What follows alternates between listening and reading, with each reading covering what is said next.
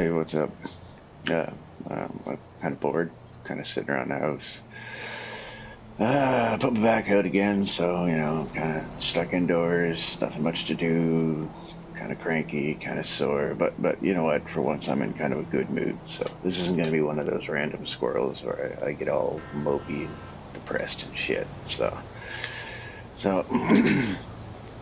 I guess on that note, I'll get to the topic, before I lose it, before I find it, and the topic really actually is dreams.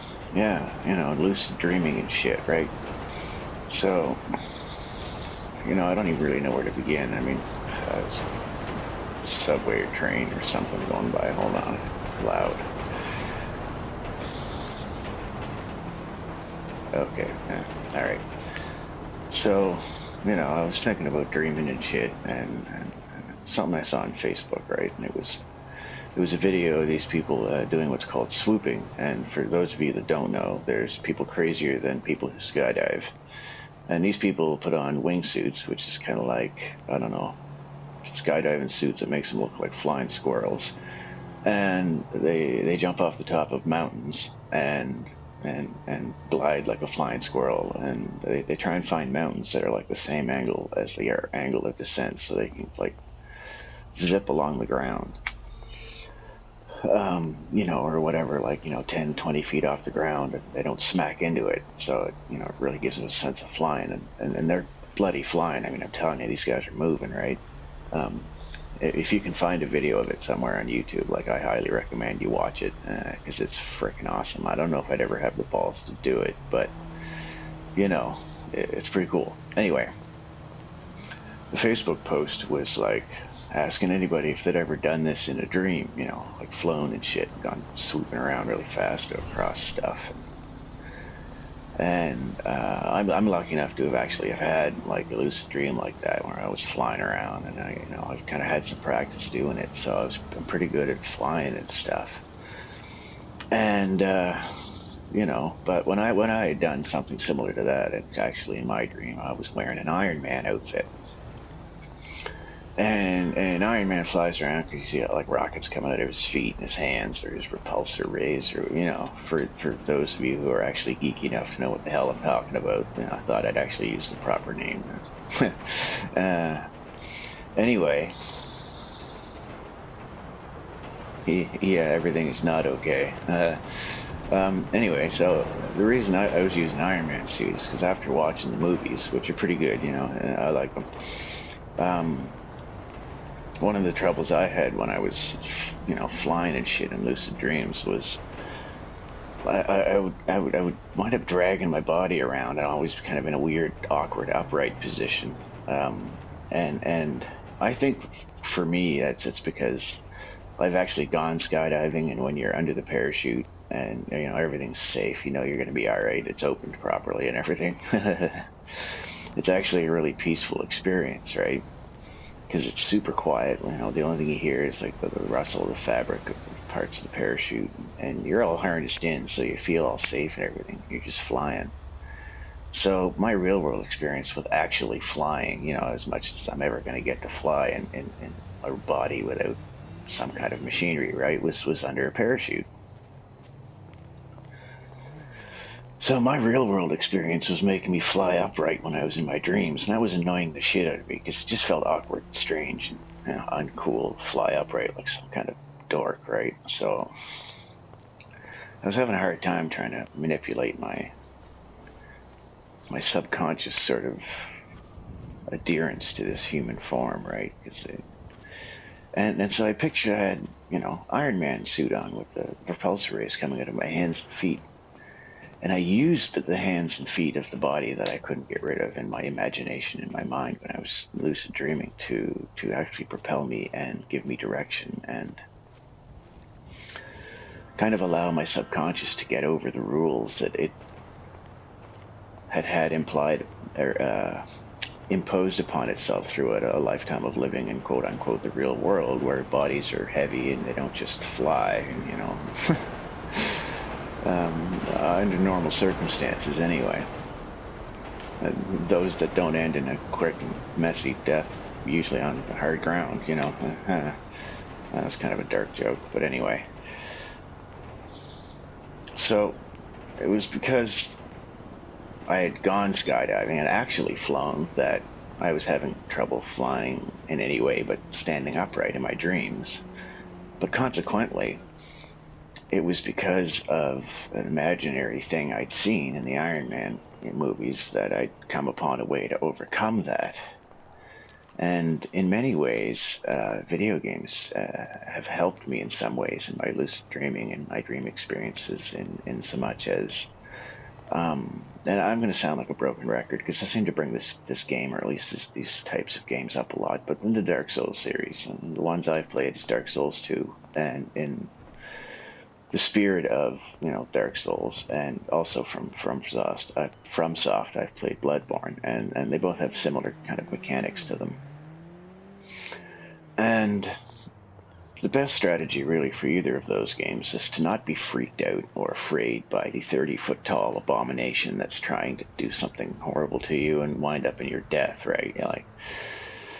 And it's one of those games where if you freak out and you just react, fearfully and randomly, like blah, blah, blah, and you just button mash and do all kinds of crazy shit, and you're freaking out, and you're gonna get your ass squished by some giant horrible thing. But when you catch on that when you see a giant enemy that's coming for you, your best strategy is to, you lock onto it for starters, but also in your dreams, if something's chasing you, some horrible thing, instead of running away and just freaking out, well, lock onto the motherfucker. Pardon my French, but lock onto the thing that's chasing you, that's giving you a hard time, that's scaring the crap out of you, and be the aggressor, And I'm talking lucid dreams here, like, if you're suddenly you find yourself being held at gunpoint in the street by some crazy guy who wants $20 in your pocket, well, it might be worth it just to give him the $20, because, you're not a ninja unless you're a ninja. So don't think you're a ninja unless you're a ninja. Anyway,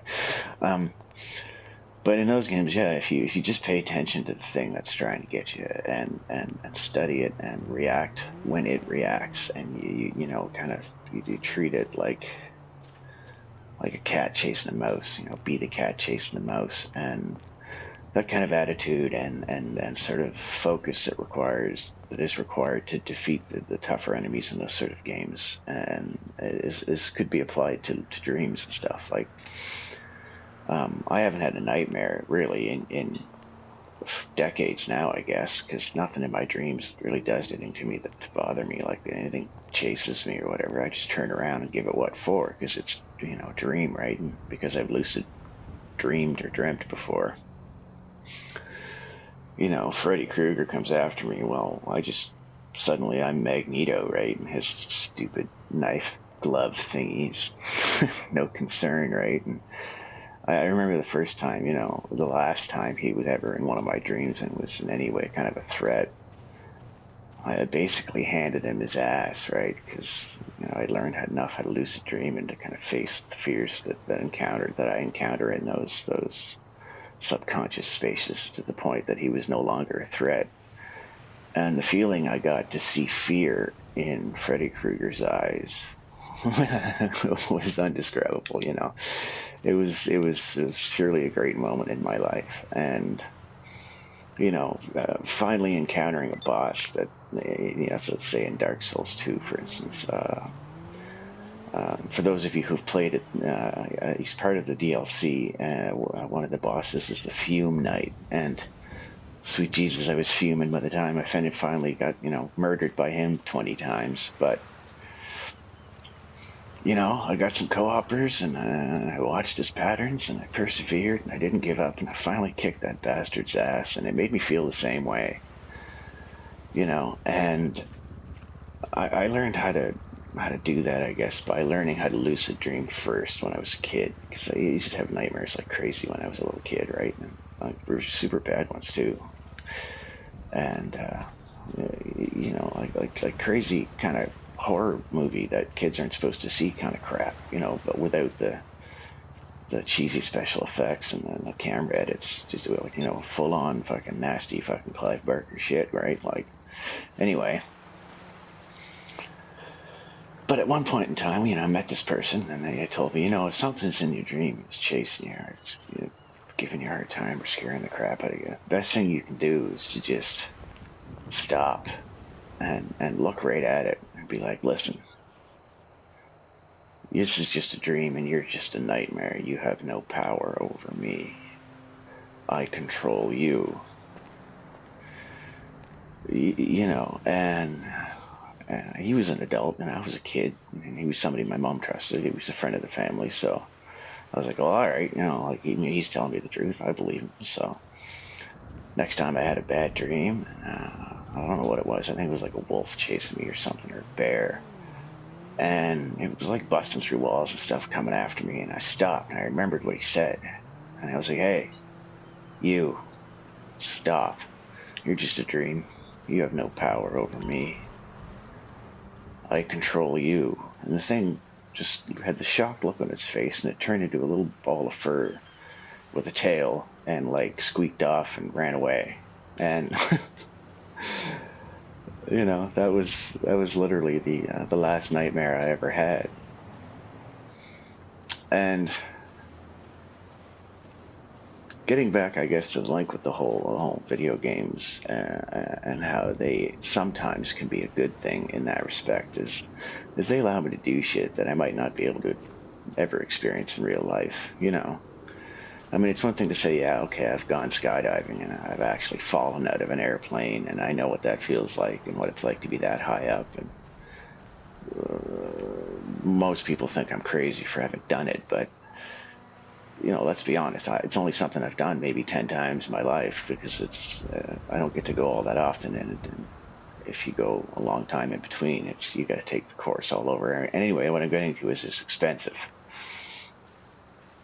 And it's hard to find people who want to do it, I guess. In normal life, they're just like, no way, man, that's crazy. And I realize that, more people die falling in the shower every year than die skydiving, right? It's they never want to look at the statistics, I guess, because it just seems crazy to them. But, I mean,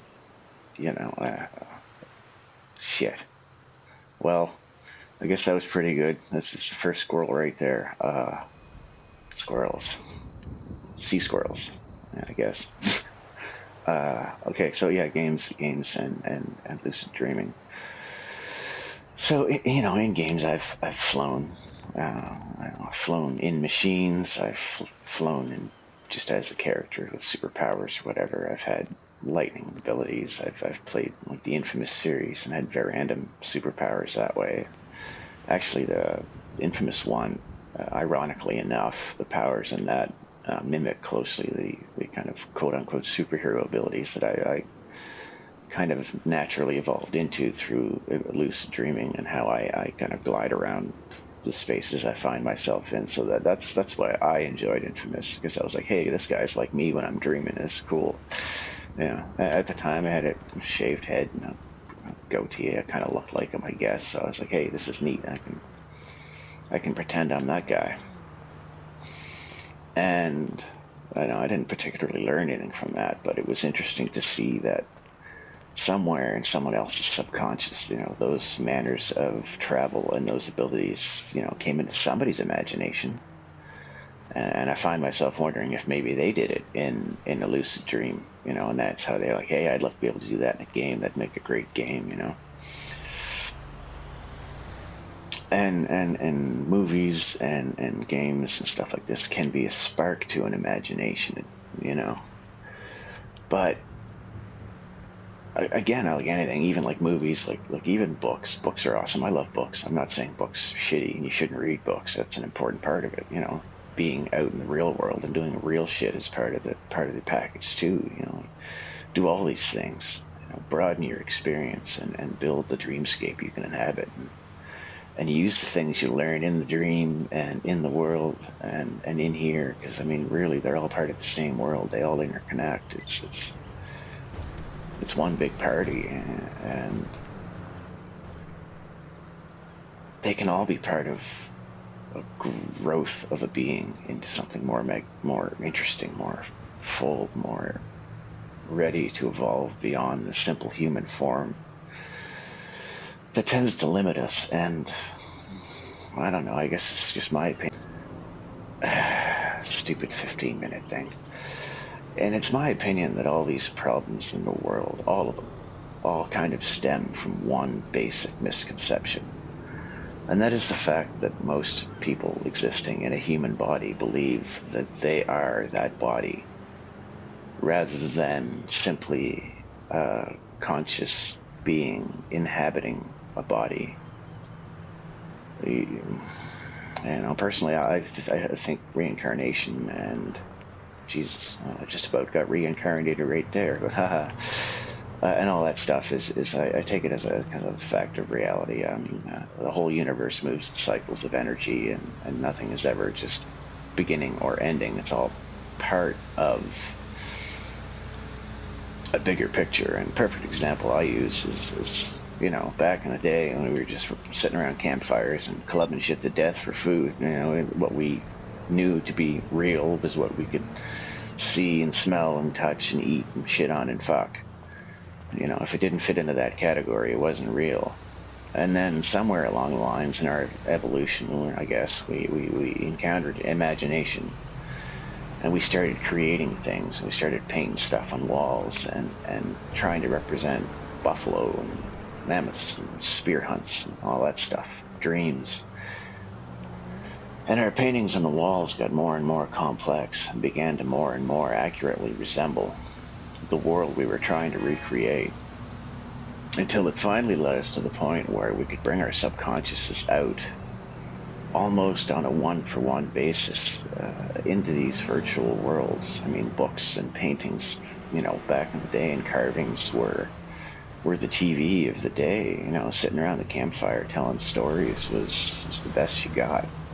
And if you've ever sat around a campfire with somebody who can really tell a story, and they're good at it, I mean, it doesn't matter if you're just sitting around a campfire. It's just as fun as anything you can throw at a person in a video game or a book or a movie, or sitting on a beach having some kind of crazy shroomed out epiphany. I mean, anything of brought to the level of true art has value to it, whether you agree with the message that may or may not be there or not. But I find, personally speaking, I don't really want to consider anything true art, quote unquote, unless it is enjoyable by a broad spectrum of people, because on some fundamental level it satisfies something in us, or allows us to expand ourselves,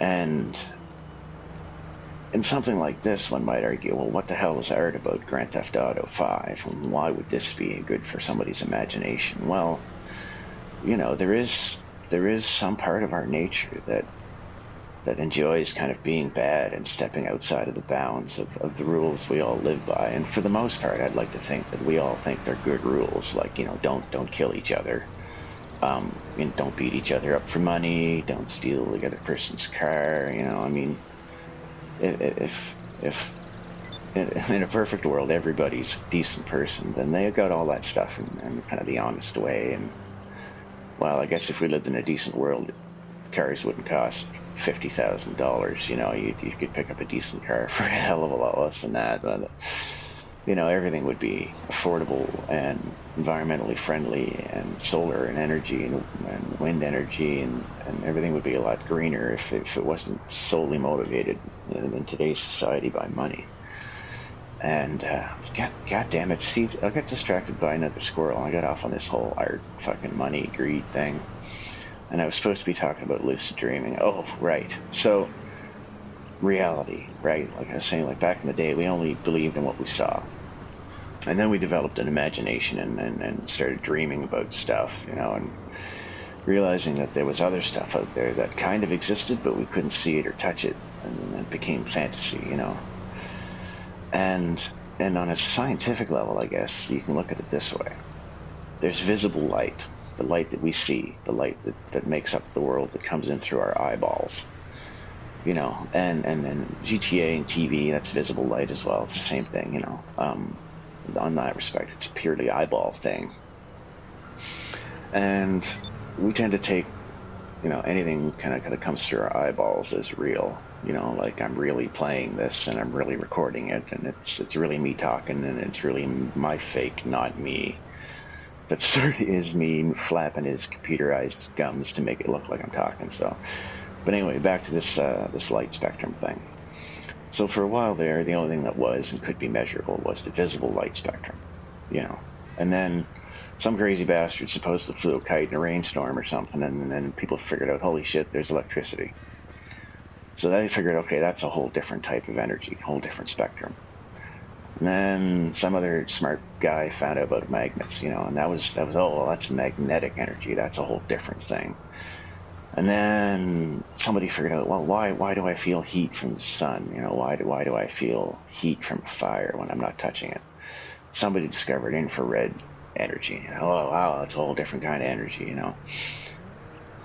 And then at some point, everybody kind of figured out, holy crap, you know what? It's not all different energy. It's the whole electromagnetic spectrum, and that's everything from ultraviolet light, you know, that gives you sunburn, to infrared light that makes your sunburn hurt when you're in the sun because it feels like your skin's going to melt off.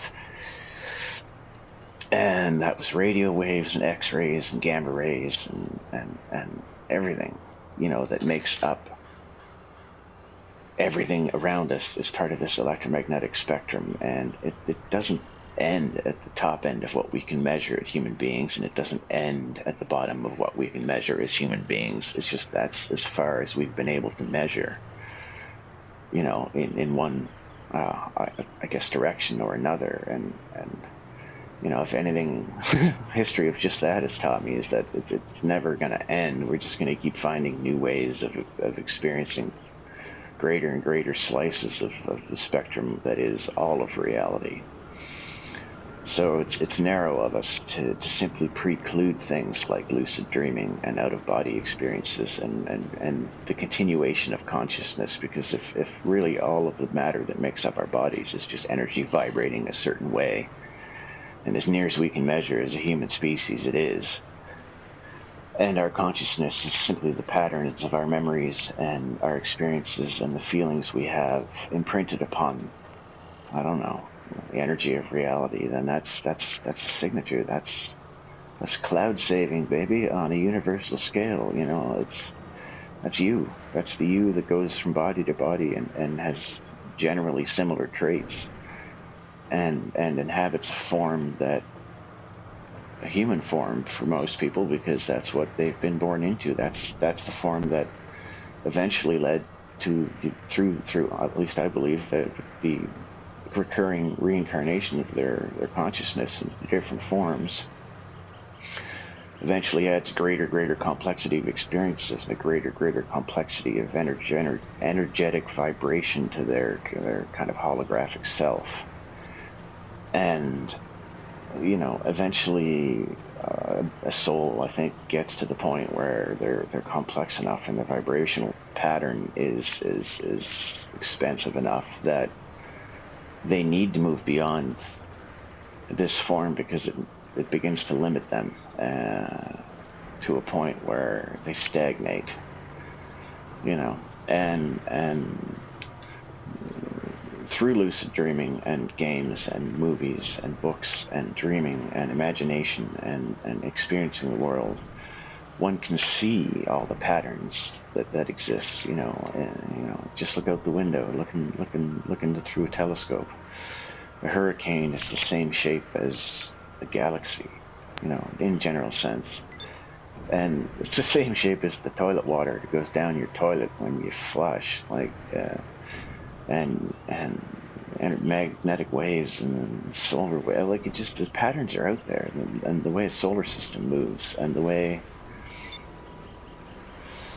you know, orbital mechanics work and everything. And you look down on the kind of our conception of molecules and atoms, and they're realizing, well, if you take a very quick snapshot of them, they appear to move in the same way as galaxies and solar systems. And oh man, you know what, this is way too complicated for a single video. I could probably go on for days straight, and I'd get into so many stupid cosmic mushroom squirrels that, well, I'd probably never come back out of that rabbit hole. So I guess I'll just leave it at that. I mean, this one's extra super random, I guess, but it's it's just one of those things. Yeah, you know, I mean, it's hard not to be random in these moments. So, I don't know. I kind of don't want to stop talking, but I kind of don't want to take up more of your time than I say I'm supposed to. So I guess this feels like about 20 minutes or so. I'm gonna call it a day. You know, I go grab a beer, I guess. Go have myself a douche. All right. Have a good one. Thanks for sticking in.